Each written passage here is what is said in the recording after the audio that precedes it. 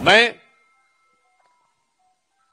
याद दिलाना चाहता हूं कि विषय सिर्फ चुनाव का नहीं है, यह भारत की सुरक्षा और अस्मिता का भी विषय है। क्योंकि सिर्फ एसआईआर का विषय नहीं, पश्चिम बंगाल में तो स्थिति और भी विभत्स है कि मुर्शिदाबाद में उनके एक नेता हुमायूं कबीर ये बयान देते हैं कि वो तथाकथित बाबरी मस्जिद, जिसे सदैव सुप्रीम कोर्ट ने डिस्प्यूटेड स्ट्रक्चर या विवादित ढांचा शब्द कहा है, उसका पुनर्निर्माण कराएंगे।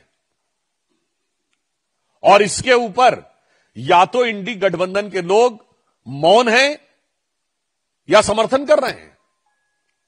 तो हम ये पूछना चाहते हैं कि पश्चिम बंगाल में चुनाव के समय यह किस प्रकार के वातावरण का निर्माण तृणमूल कांग्रेस और कांग्रेस जैसे दल मिलकर करने का प्रयास कर रहे हैं।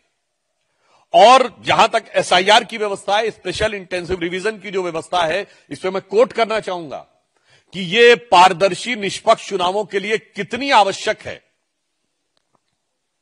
कि बाबा साहब अंबेडकर ने 18 अप्रैल 1950 को संसद में अपने भाषण में स्पष्ट रूप से कहा है कि परंपरा तो यह थी कि हर 6 महीने में मतदाता सूची का संशोधन हो, परंतु व्यवहारिक दृष्टि से इसमें संसाधन और समय बहुत लगने की संभावना रहती है, इसलिए कम से कम साल में एक बार मतदाता सूची का संशोधन होना चाहिए ताकि व्यवस्थित ढंग से पारदर्शी चुनाव हो सके।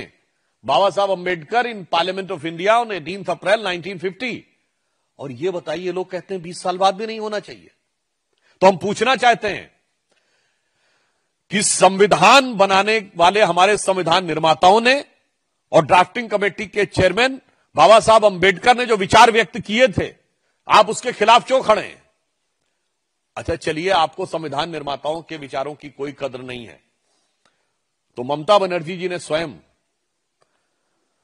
2005 में 4 अगस्त 2005 को भारत की संसद में जो तब तक का सबसे विचित्र उदाहरण था कि पीठ के ऊपर, यानी अध्यक्ष की पीठ के ऊपर फाइल फेंक दी थी। किस मुद्दे पे गुस्सा कर?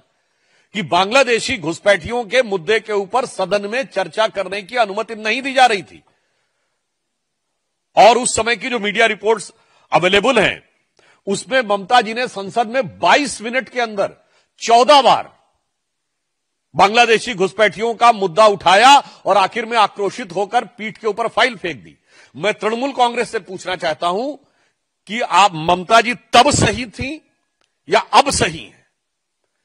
यह कौन सा परिवर्तन आ गया कि आप जिन बांग्लादेशी घुसपैठियों के खिलाफ इतना आक्रोश था कि संसद में 22 मिनट में 14 बार बोलना और संसदीय मर्यादा को ध्वस्त करते हुए पीठ के ऊपर फाइल फेंक देना और आज उन्हीं का समर्थन करना, मुझे लगता है कि सिर्फ संविधान निर्माताओं का ही नहीं, उनके स्वयं के जो विचार हैं, जो उनका स्वयं का वो है, वो अपनी बात को निगेट कर रही हैं।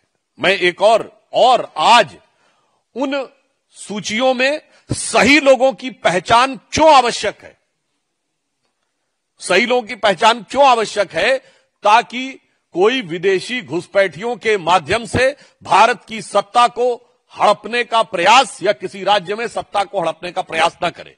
इस संदर्भ में मैं पुनः ममता बनर्जी जी के द्वारा भारत की संसद में इसी दिए गए एक बयान को आपको सुनाना चाहता हूं। लेकिन एक बात जरूर कहना चाहती हूँ कि आइडेंटिटी कार्ड होना जरूरी है सिटीजनशिप के लिए, और इसको हम लोग पूरा तरह से समर्थन करते हैं और करते जाऊंगा। और सिटीजनशिप गाइड बनाने होगा एक कंट्री में, और नहीं होगा तो ऐसा बूथ रिगिंग करके कैप्चर करके और मनी पावर मसल पावर और जो माफिया पावर है, इसमें इलेक्शन नहीं होने वाला है आने वाला दिन में। इसके लिए मैं इसको सपोर्ट करना चाहता हूँ।